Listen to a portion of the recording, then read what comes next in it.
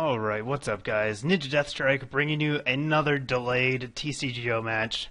Sorry, I blame Borderlands 2. I played it all weekend and did pretty much nothing else. I haven't even touched TCGO in over a week, so luckily I had some matches backed up. So you'll at least get a full 2 videos this week, and I will try and play some during the week to keep up. But I'm playing Empoleon again because it's one of my favorite decks to play. It's just really fun. It's pretty solid too, but you know, not tier 1 probably. And looks like my opponent is playing something with a Sigilif, which is fine by me. Empoleon does not give an F about Sigilif, so he can sit there all day and I will just destroy him with attack command. But he does get a turn 1 computer search, which will be interesting. It'll probably show me a little bit of what's going on with his deck. And he discards a Ho-Oh and 2 steel energies, which really throws me for a loop.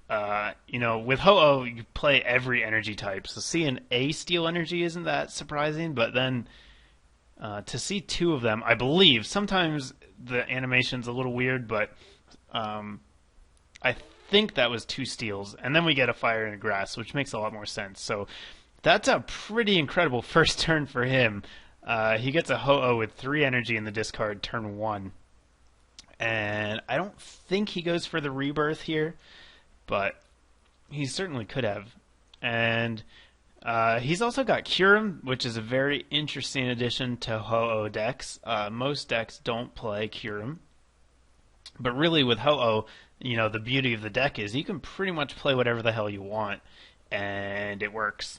So he's opted to go for Kyurem. I mean, it's okay. It's just not that great in general. It is really good against my deck, actually, since I have things that need to evolve. But Kyurem is terrible against EXs, and you know, I'm kind of surprised he plays it. So anyhow, he doesn't get to attack or anything the first turn, which is good. I have a decent opening hand. I have that Skyla, and I have an Empoleon. So I have an option here to either Skyla for a supporter this turn, or save it and rare candy for Empoleon next turn. And it looks like I'm going to go for the turn 2 Empoleon, and then kind of rely on diving draw to stabilize me.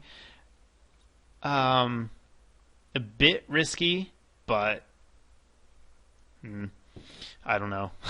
That's what I decided to do. So my Piplup is going to get knocked out here. I definitely should have thought about that and just attached to Emolga.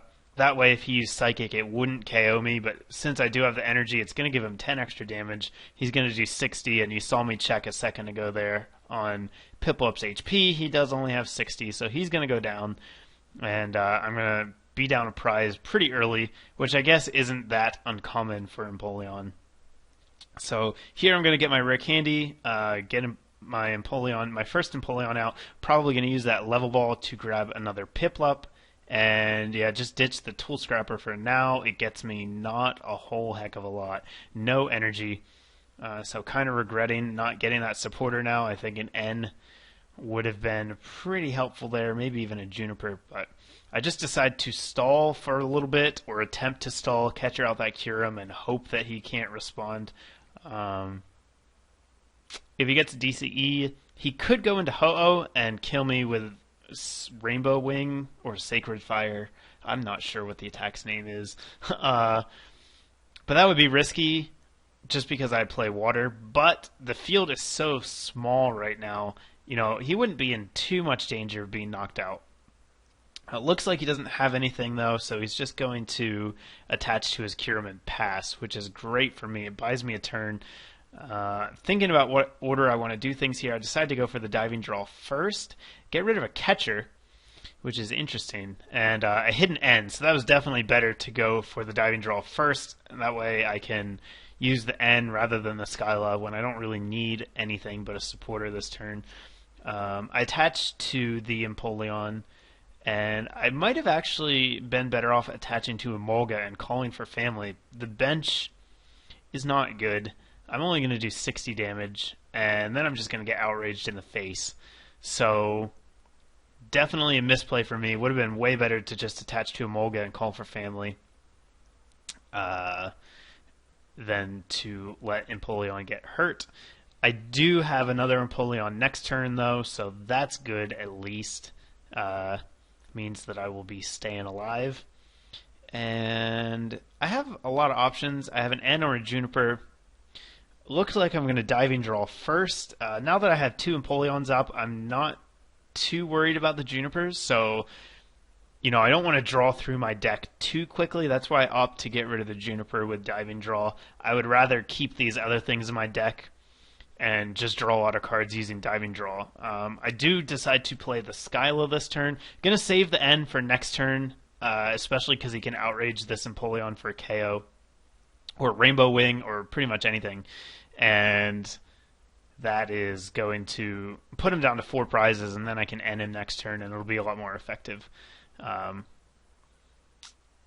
Yep, so I'm just drawing cards. I'm going to save the computer search as well, since it'll get me a Dusknoir. I do bench the Duskull here.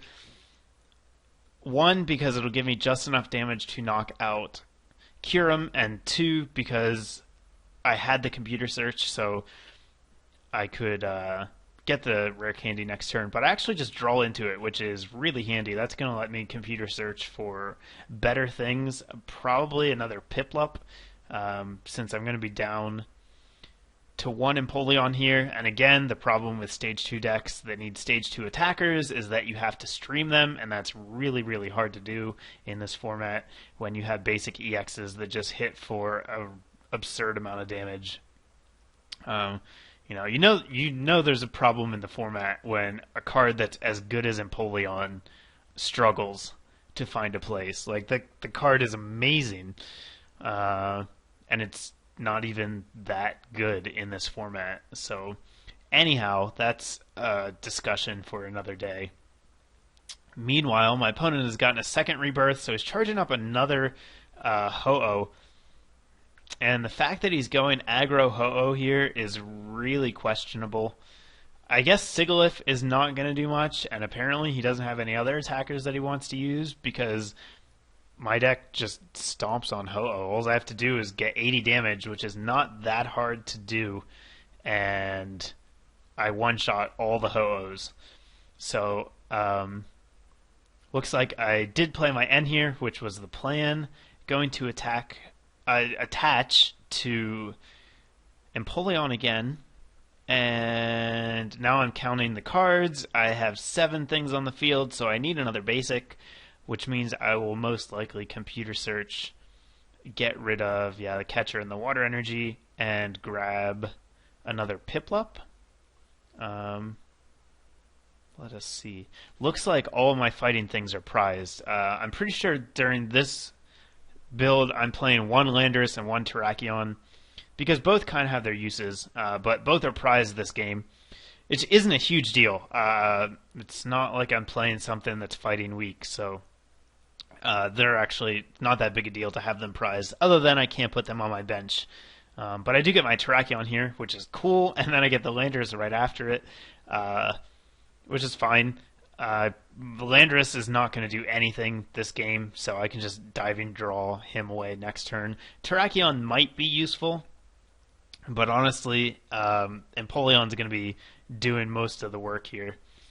And I need to get another one pretty soon, because I'm taking some damage. That only did 60, which is fine. He could potentially come in and attack with Ho-Oh next turn, though, and knock me out. So, Diving Draw there, get another Prinplup, and I get an N. So I have a decision about whether or not I want to use him here. Looks like I'm not going to. Instead, I'm just going to bench Terrakion, put the fighting energy or the blend energy down on him, and maybe get him ready for a retaliate next turn. I actually don't care if he gets catchered out here. If he gets catcher killed, that's fine. It means Empoleon is still alive, and if he tries to catcher stall, I have the switch in my hand. Obviously, an N would mess with that a little bit, but I believe I still have at least 2 switches in my deck. And and as long as I have access to diving draw, I should be okay. So he's going to rebirth again here, get the third rebirth of the game, put another Ho-Oh on the bench, and things are not looking good for him at this point. As soon as I kill another Ho-Oh, I win.